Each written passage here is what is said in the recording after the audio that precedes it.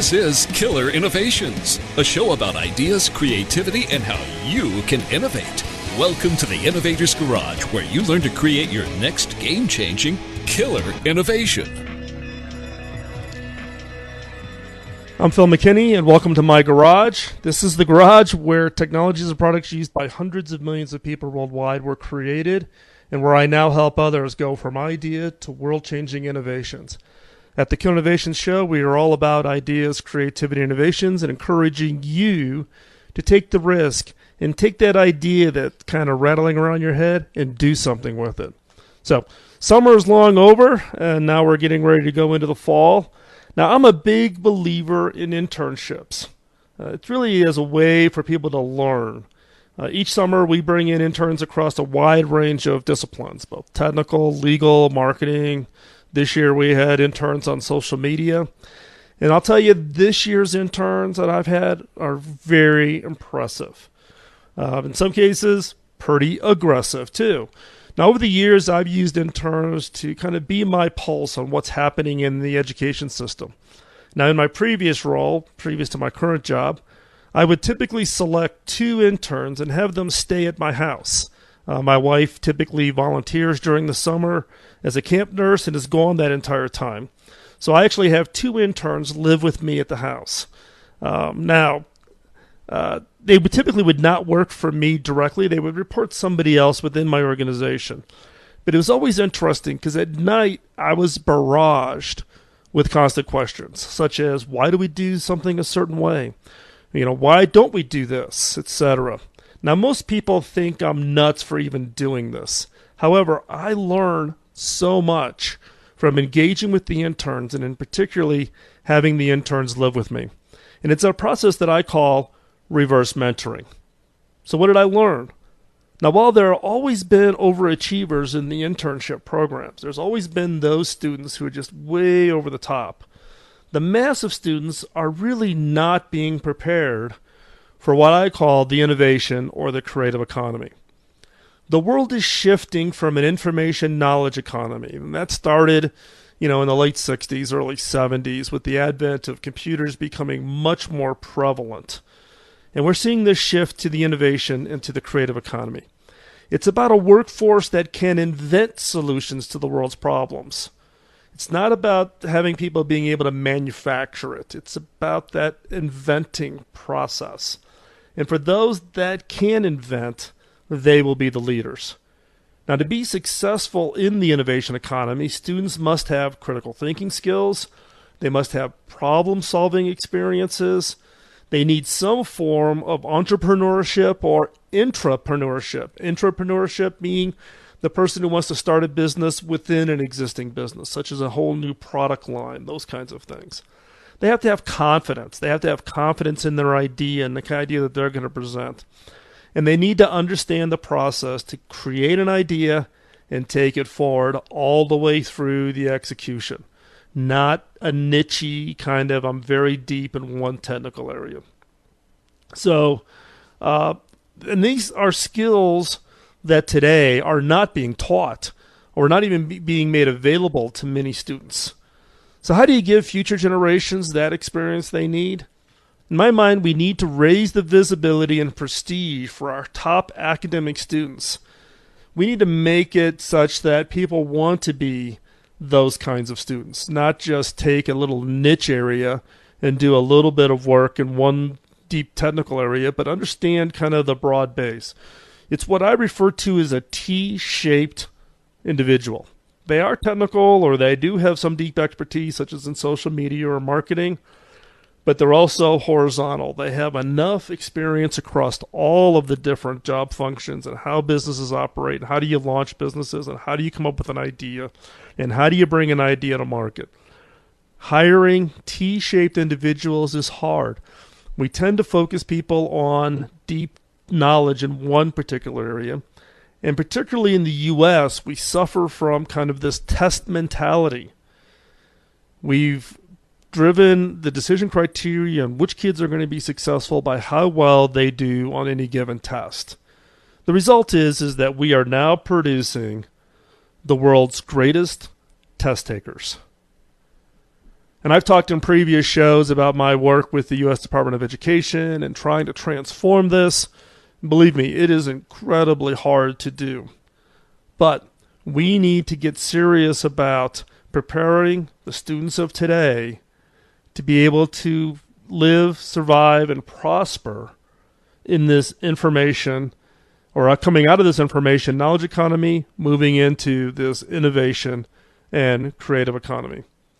So back to this point about we need to make it desirable for students. We need to make it so that students want to get out there and be doing the things that are going to be the prestige thing, right? We sit back and, the famous people are the musicians that are out there, or athletes that are out there, or, whatever the social network is saying are people that we should be looking at, following, and modeling ourselves after. There's one person out there that I've been really impressed with that's really trying to transform this, and that's Dean Kamen. Now, Dean is, probably one of the most prolific inventors out there. He invented the Segway. He's invented peritoneal kidney dialysis machines that, for people who are on kidney dialysis, the ability to do kidney dialysis at home has transformed their lives. Dean's expertise goes from everything from software to hardware to medical devices to you name it.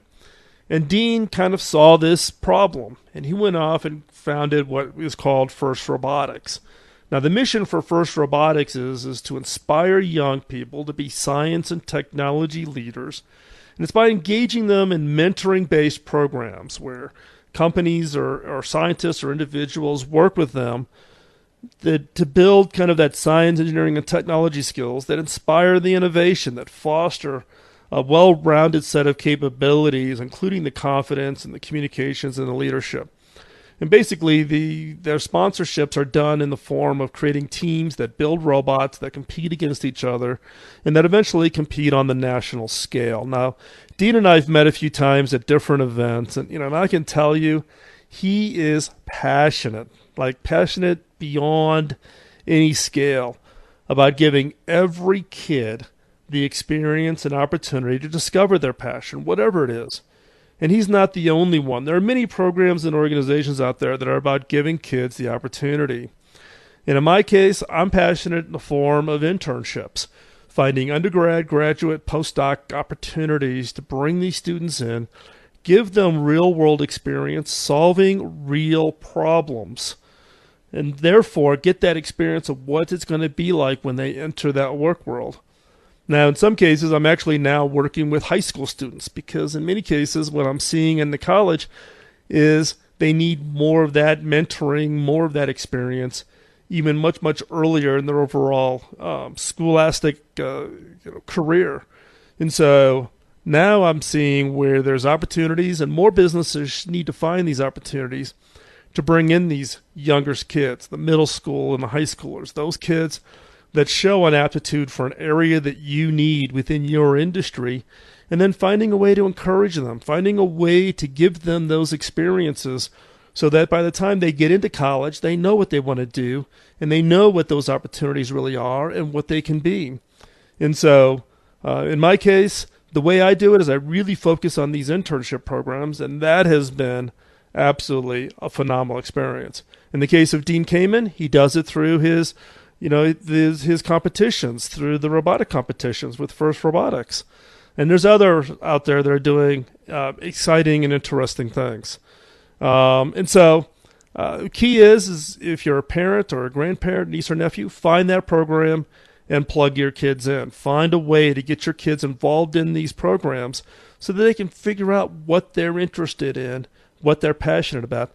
And whatever we do, getting away from kind of this test mentality and to embed critical thinking skills and embed creative skills into the students of the future is what's absolutely needed if we are going to create a competitive workforce that's going to be successful in the future, given this change to the innovation and creative economy. Now, I may sound like a broken record, but this is the one area that I am incredibly passionate about. So there are many programs out there that do it. Today's guests are one of those, but with a twist. if you have a kid, a grandkid, or know a kid, then you want to hear about this. If you want to learn more about ideas and creativity and innovation, text the word innovate to 33444. If you're outside the U.S., send an email to innovate@killerinnovations.com, and I'll send you some materials. We'll stay connected by email, and this will help you get kind of your foundation set. But stay tuned. Our next guests are those that are trying to raise the visibility for those students that are going to have the highest impact on the creative innovation economy. So stay tuned.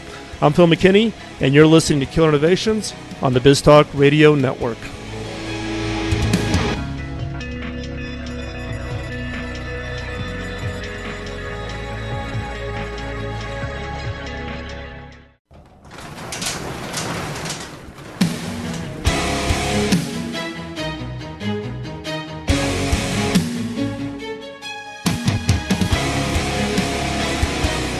This is Killer Innovations, a show about ideas, creativity, and how you can innovate. Welcome to the Innovator's Garage, where you learn to create your next game-changing killer innovation. Focus is one of those characteristics I look for when I'm hiring someone on my team. So why is this important? Bruce Lee probably defines it best when he says, the successful warrior is the average man with laser-like focus. So are you laser-focused on your idea?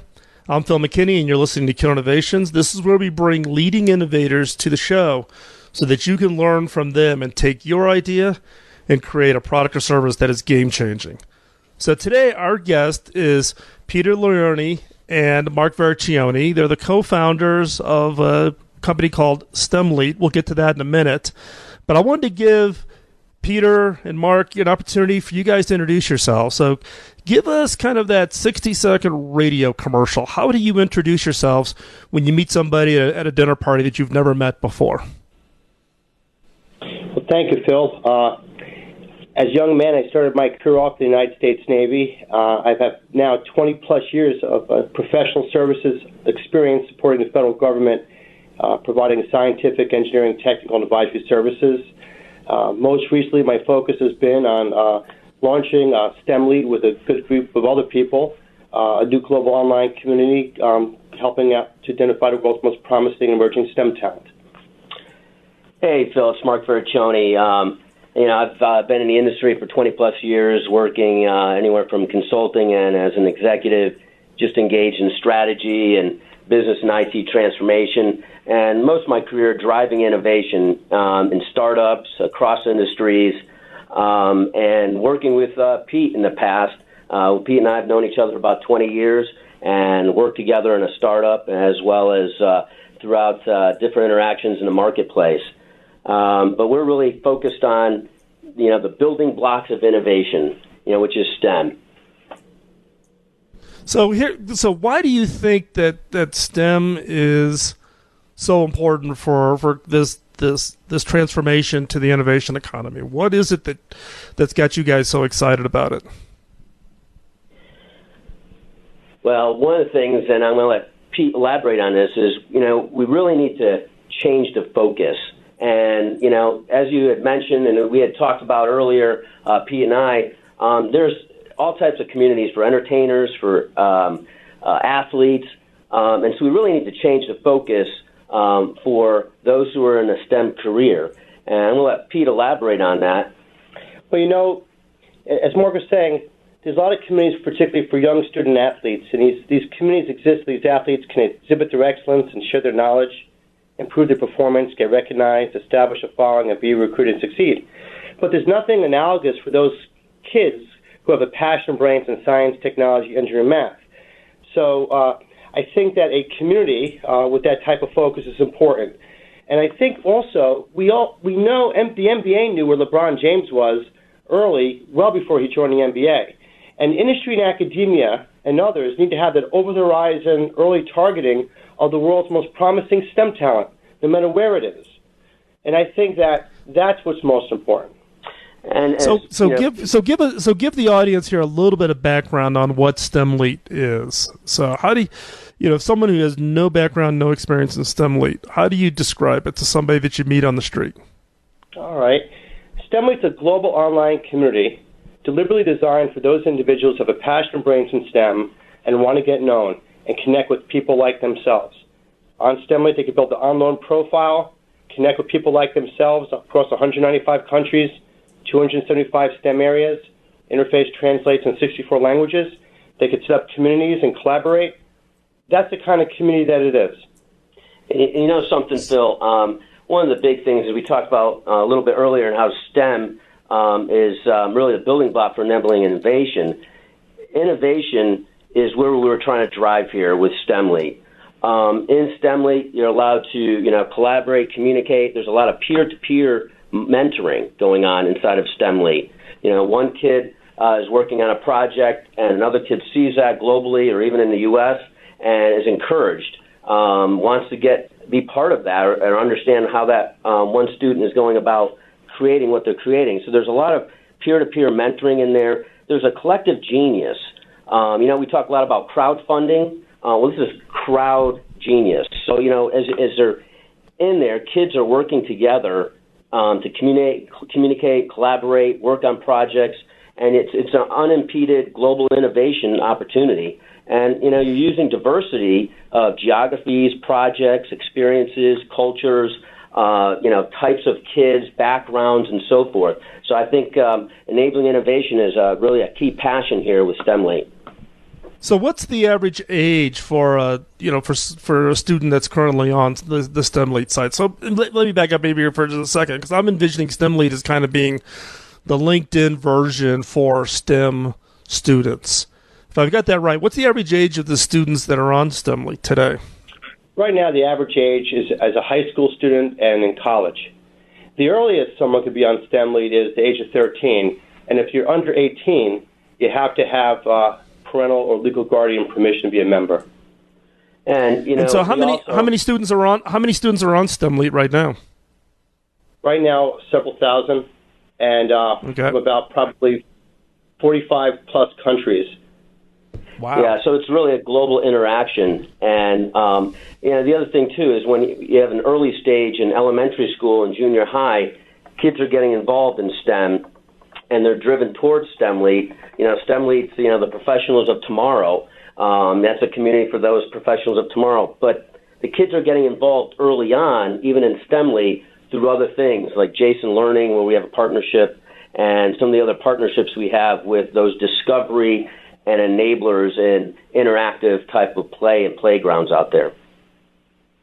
Yeah, so I guess the question for me on this is how do you find the students that are interested in STEM, that are just kind of naturally there, right? It's not the broad population of students, but how do you find the students? How do they find you? What's that connection between what you're doing and finding the students who are a good fit? That's where we are right now. So when we talk about STEMlate, we call it making the machine. Right now, what the whole focus on is engaging high schools. I just had a high school STEM coordinator from Harrisonburg, Virginia, reach out to me, who wants to have his students use STEMlate to build online portfolios and use the collaboration tools starting this year. So we're focused our community right now on getting the message out about it. What we believe is that. So that's great. Let's pause it right there, because I want to pick this up as we go into as we come back out of the segment. Stay right where you're at. If you've got kids, grandkids, or know someone with kids, then you want to hear what Peter and Mark are doing as we go into as we extend this conversation around STEMlate. As I've said in the past, the ability to engage these kids and get them interested in STEM is going to be critical for this innovation and creative economy. I'll be posting everything we talked about in the show notes at killerinnovations.com, so check it out. Stay right there. I'm Phil McKinney, and you're listening to Killer Innovations on the BizTalk Radio Network.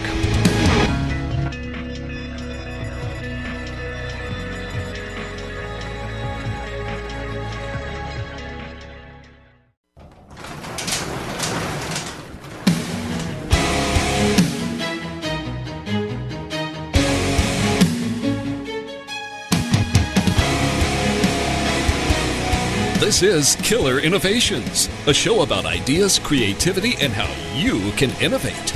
Welcome to the Innovators Garage, where you learn to create your next game-changing killer innovation. As I get older, I look back and reflect on what I did and didn't do in my past.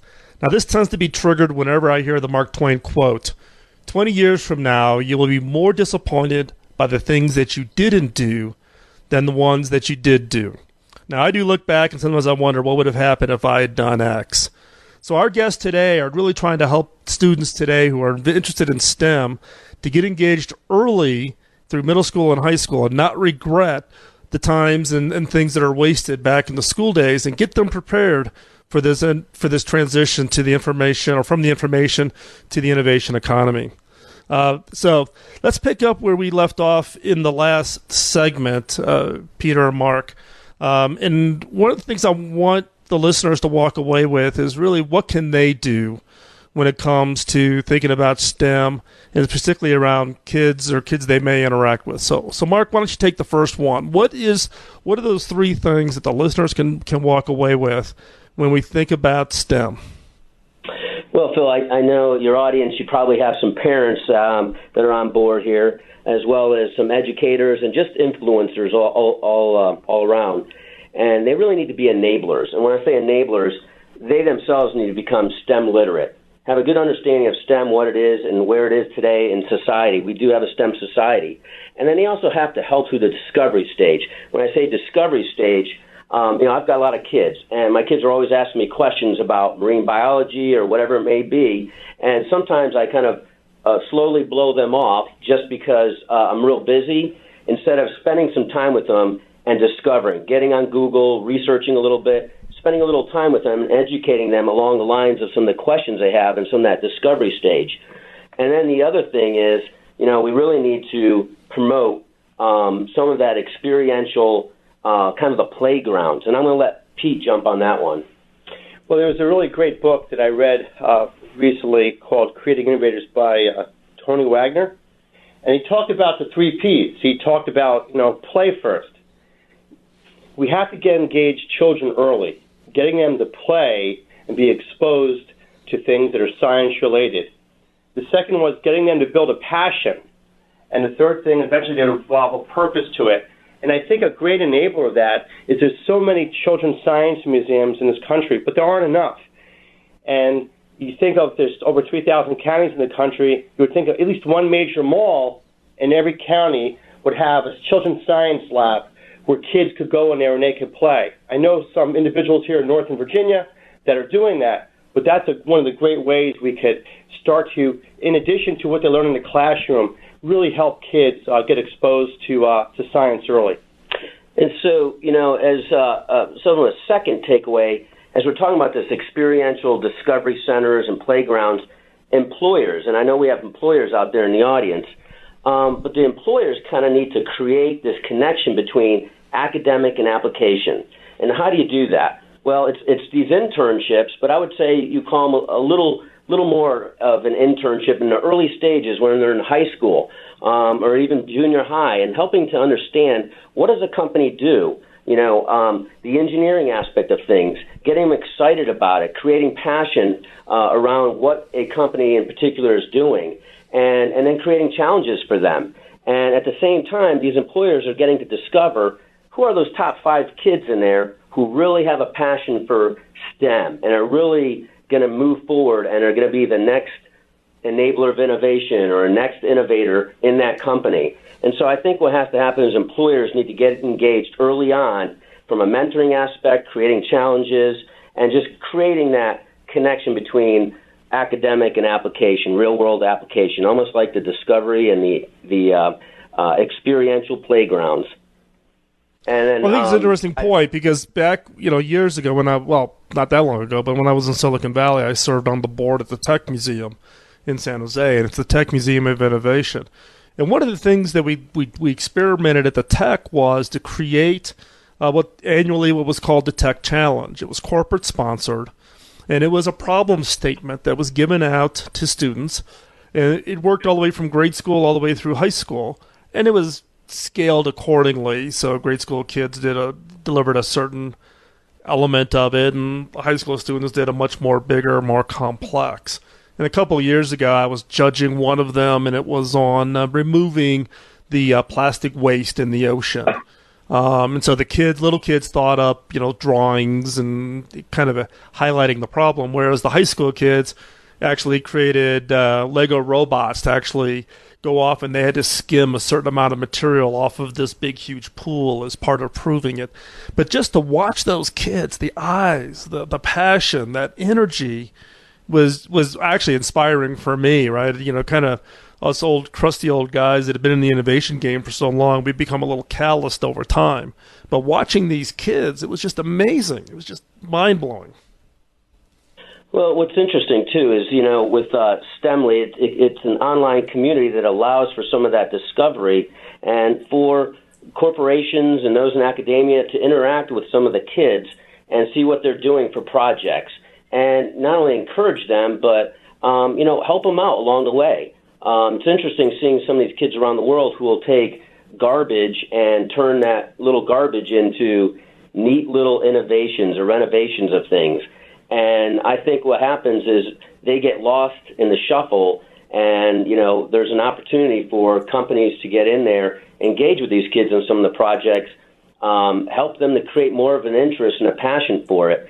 So I think early on, this is the best time for companies to find the talent, as well as for academia to find the next student at their school and the next innovator. And, Pete was going to talk a little bit about some of those online communities that we think students need to leverage a little more as well. And I know we have some students online, and there's a lot of opportunities for them to leverage what's out there today. Well, there are a lot of online communities out there where students can not only learn what they're seeing in the classroom at their respective schools, but get access to rich multimedia curriculum and things of that nature. But more importantly, I think, you always think about a child having a mentor as an adult. But what's more important is this is a peer-to-peer mentoring. And so if you have a kid, I'll use an example, in Northern Virginia, who has a passion for building a little micro-air vehicle, and he could put a video of that little micro-air vehicle on an online community that's very STEM-focused, and another kid overseas sees the same thing, and the two of them connect, and they decide to set up a secure group and build an algorithm that allows 150 little micro-air vehicles to do an aerial choreography to lights and music. Then people might say, well, how did those kids come up with that algorithm? And that's what's so brain-filled based upon the point that you made, because these young minds are not polluted, they're unimpeded.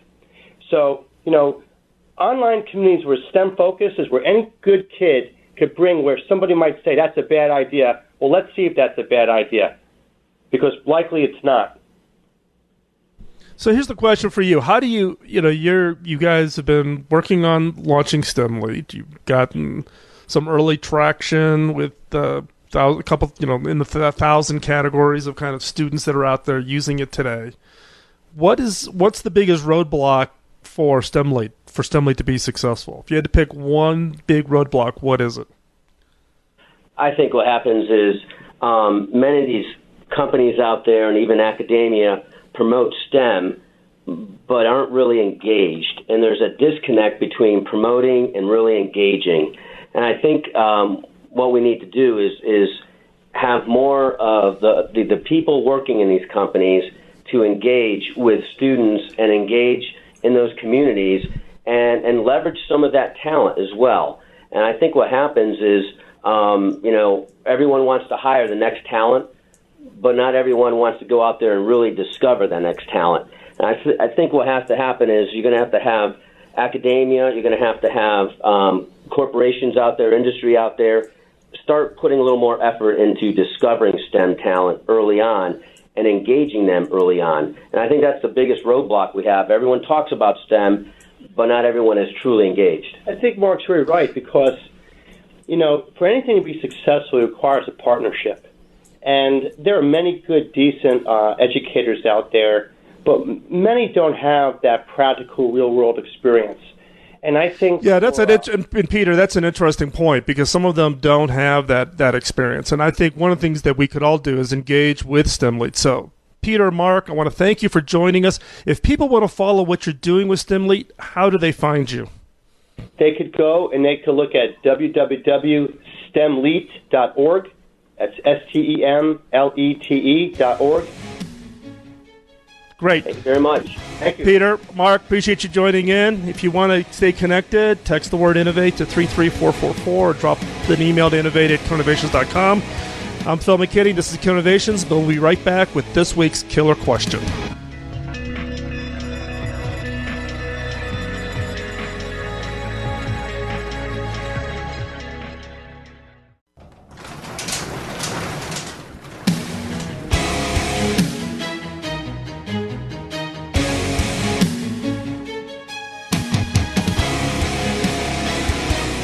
This is Killer Innovations, a show about ideas, creativity, and how you can innovate.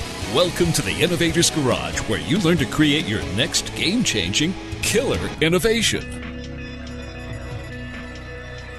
So how are you doing with your weekly creative muscle exercises? My objective is to give you challenges each week that's going to cause you to kind of stretch that muscle just a little bit more. So get out that notebook, whether it's a Moleskine or scrap pieces of paper, or if you use your Evernote app on your smartphone, whatever it is. The key is it has to be with you. And get in the habit of writing down whatever inspires you, but most importantly, whatever frustrates you. And also take ideas from other people in the conversation you might have. Start collecting up those ideas because they kind of become that fuel to the fire. If you really want to get out there and create something that's going to be game-changing, it's going to come from those ideas that you capture. And I'm a big believer in the use of questions that cause us to look at things completely differently than we've ever looked at them in the past.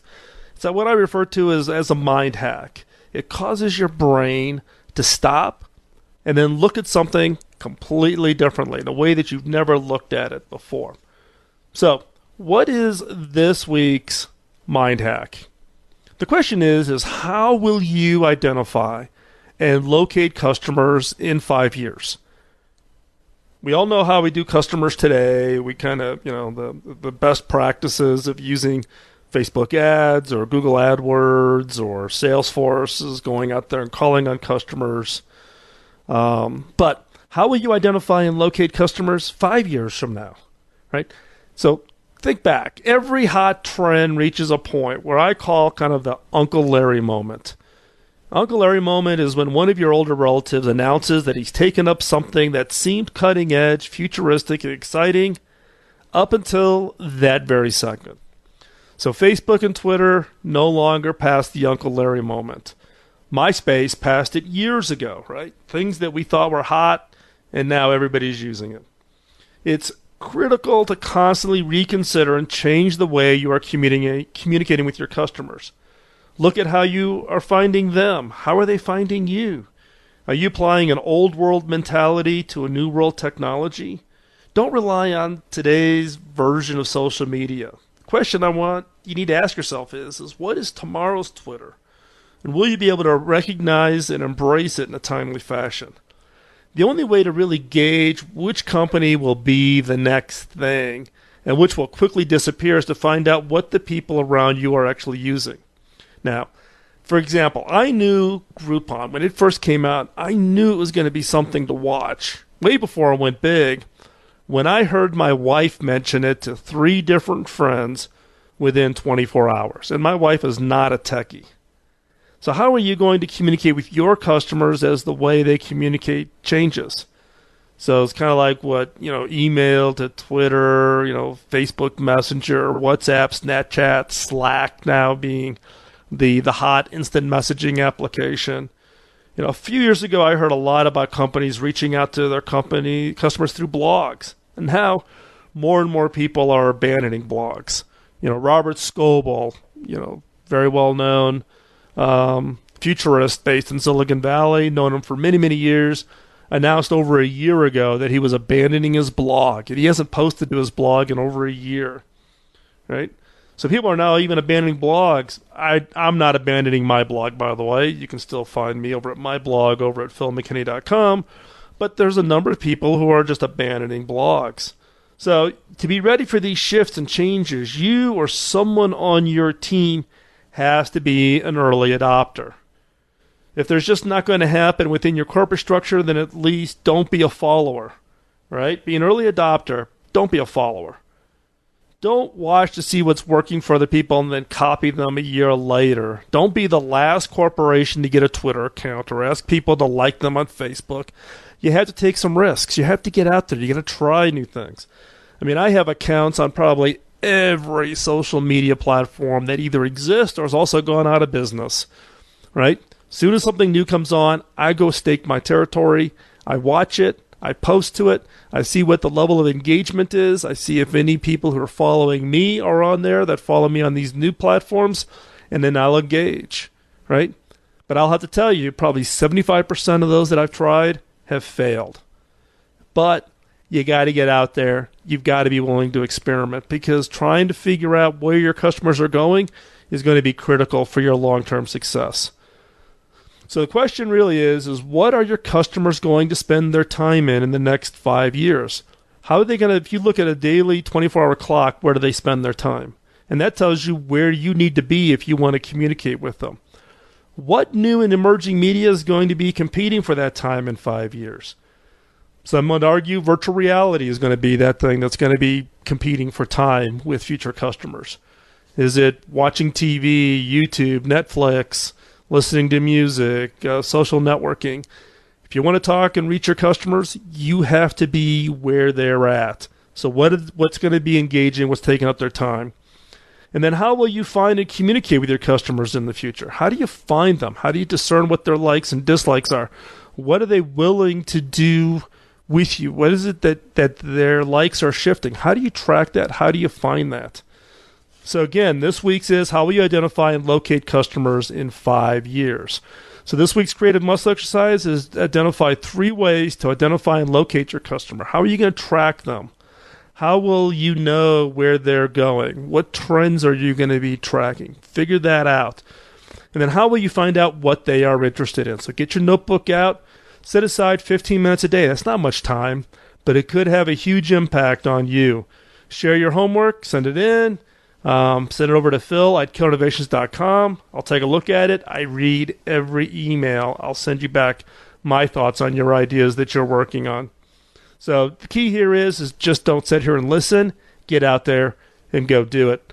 If you want to connect with me on a more regular basis, connect with me. You can send, just text the word innovate to 33444, or you can send an email to innovate@killinnovations.com. And that way we get connected, and I can keep you updated on everything that's going on here. While you're at it, check out killinnovations.com. The new site is live. It's still in beta mode, so interested in your feedback on that. Also, don't miss out the other great shows over at BizTalk Radio Network. Visit biztalkradio.com. While you're there, grab the mobile app, and you can listen to the show live.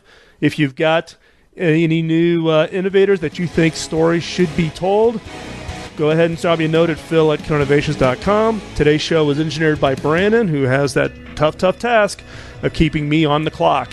I'm Phil McKinney, and don't let the innovation antibodies get you down. Keep on innovating. We'll talk to you next week. Bye-bye.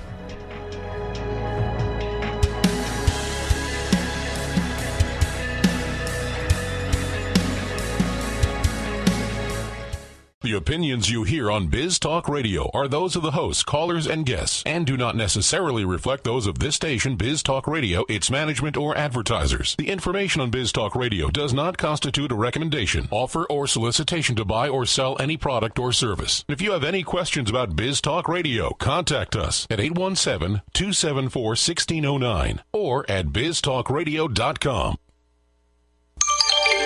Biz Talk Radio.